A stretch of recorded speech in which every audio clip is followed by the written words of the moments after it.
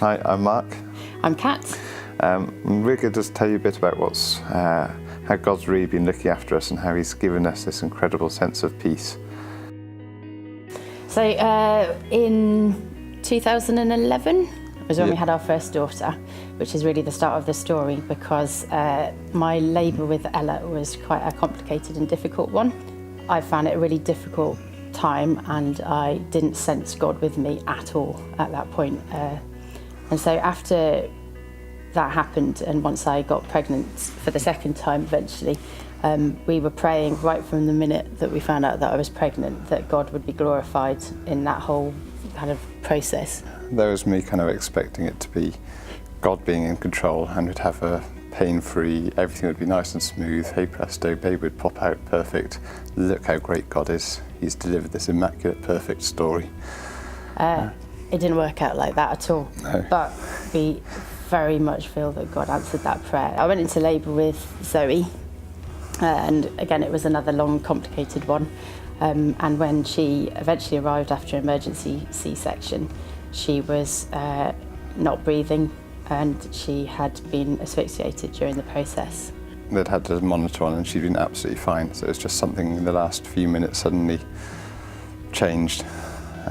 But yeah, she popped out and she was blue and purple and very limp. They started talking to us about what they might need to do to try and minimise it was to do with how much they would be able to minimise the level of damage. They were talking about brain damage and Organ organs, damage and basically most stuff which could go wrong. So they did a treatment, well, they had to take her to a bigger hospital about an hour and a half away. So I was left behind.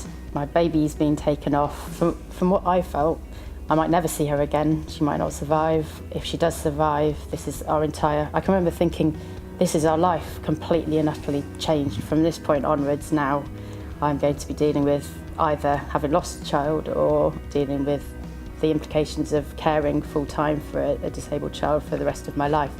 And I was left in a bed in the hospital, and they'd left an empty cot in the room, which was like the worst thing they could possibly have done. I can remember thinking, oh man, really? So I had an empty cot at the foot of my bed. I was left lying in the bed. I still couldn't move. I was very poorly. And I just had this really crazy experience of the Holy Spirit. And I don't think I've had before that or since then such a strong and powerful experience of God's peace. In that it wasn't that I was suddenly happy and everything was fine, it was still intensely traumatic and difficult to be there.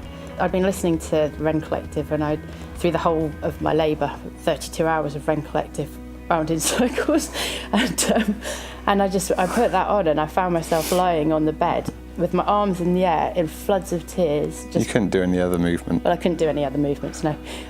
But just praising God, like with tears flooding down my cheeks, but filled with the Holy Spirit, with my arms in the air, just worshipping Him, telling Him what an amazing God He was, how brilliant He was, just having this intense sense of actually joy and peace, but in the midst of this trauma, when you have no ability to control your circumstances. I think that's our problem.